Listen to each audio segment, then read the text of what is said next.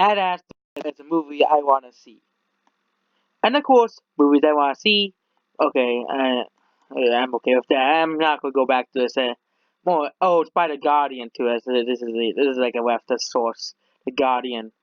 Um, Fly Men to the Moon. Ad Astra is toxic masculinity. Of course, we can't review movies. We can't talk about movies based off the story, based off the character. Nope.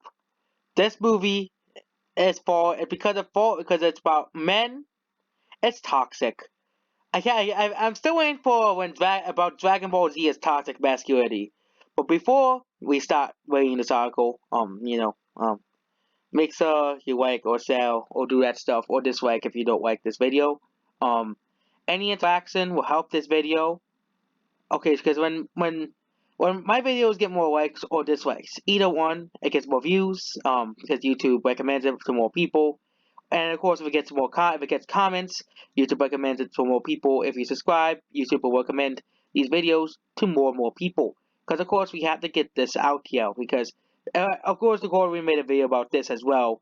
I haven't seen it, but toxic masculinity of space movies. How is this toxic?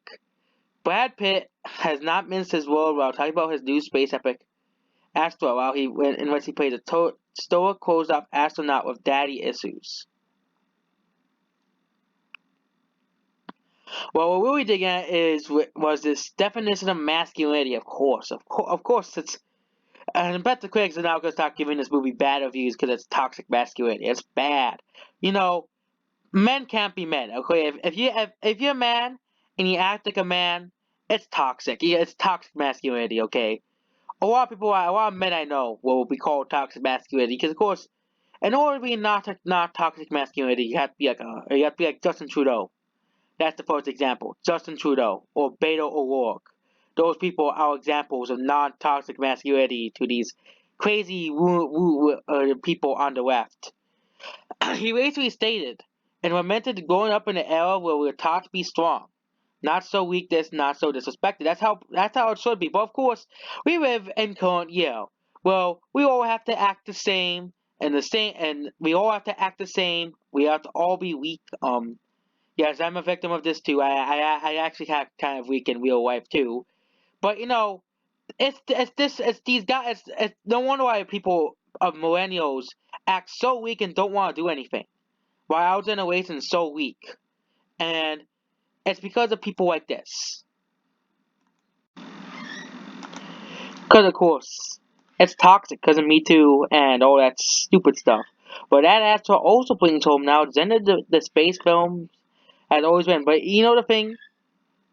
Most people who have been to space are men. Okay, this is the problem with these SDWs here.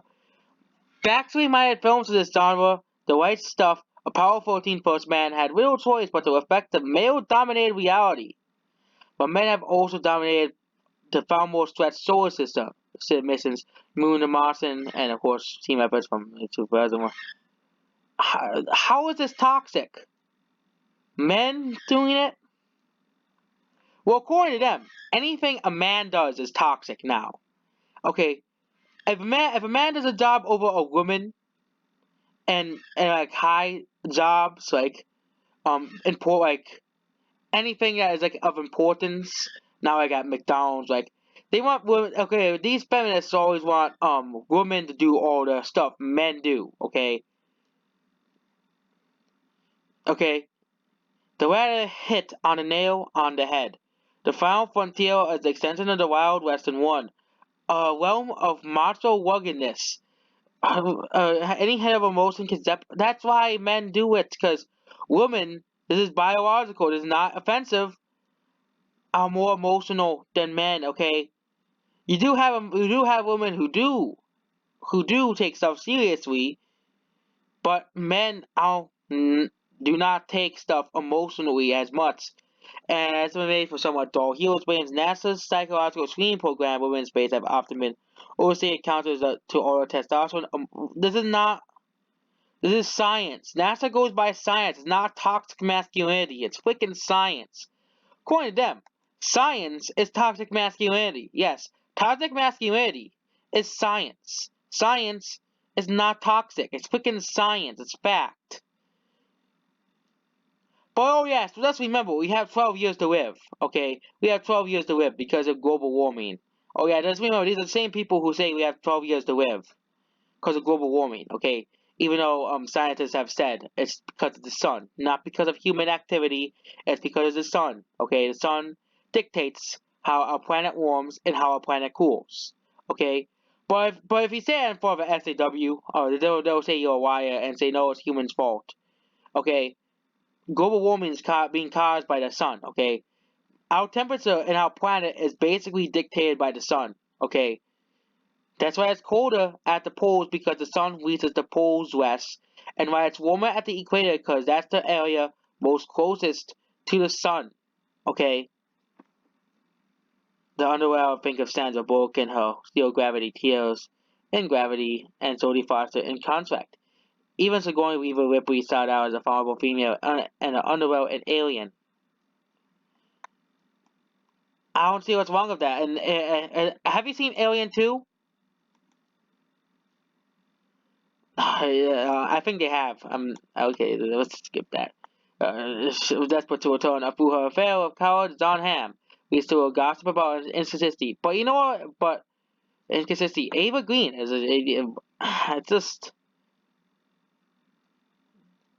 Well, this is just stupid, okay? Nobody cares about what the SJWs think, okay? Nobody cares about what you think, okay? Only people like us who make videos out of you, SJWs, okay? You guys are so stupid. Having a family is toxic masculinity. And this is what I'm reading here. Having a family is toxic masculinity. These reviews all credit, and all of these were directed by men.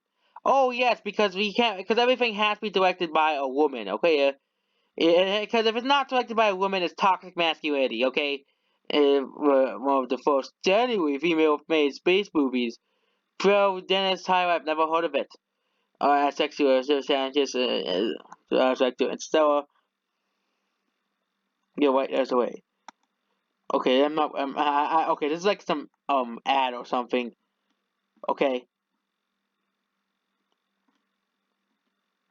Okay, hopefully this movie doesn't flop because okay, Ad Astra, about Ad Astra, the movie has a 7.7 on IMDb. It'll probably do well regardless of what these SJWs are saying about it, because you know the SJWs are getting crazy.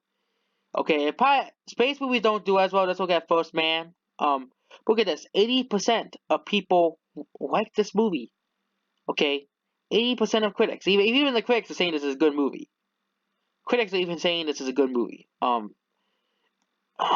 the SJWs hate this movie, and they're complaining about it being toxic masculinity because they can't think of reasons to actually factually hate this movie. Okay, they're not gonna talk about the story of the movie. They're not gonna talk about the humanity of this movie. They're not gonna talk about the visuals or anything. They're not gonna talk about the characters, the plot, the theme, or anything else. Nope. We have to talk about freaking toxic masculinity because it's the SJW mindset we all have to deal with today. So overall, I'm probably going to go see this when it comes out on the Blu-ray because I don't have time. I'm not gonna because I don't want to miss anything while I go back from when I watch the movie. Okay, I'm probably gonna buy this movie on Blu-ray. It's also giving them more money too. Blu-rays are more expensive than a movie ticket, which means I'm still giving them more money than a movie ticket. Um, and also I have to go like an hour away from my home just to see a movie in a movie theater. It would be different if I was like in the city. I would only have to drive like 10 minutes or something to get there, but it's like an hour away the nearest movie theater or something like that. It's like there are some bad ones. Oh yeah, there are some closer ones, but this is like the closest good one. Okay, there's one at five. There's one that one's like 40 minutes away. Still 40 minutes away. Woodstock. That's like 40 minutes away. They're like 40 minutes away. That's why I don't see movies in theaters. Okay, that's one of the main reasons. It's so far away.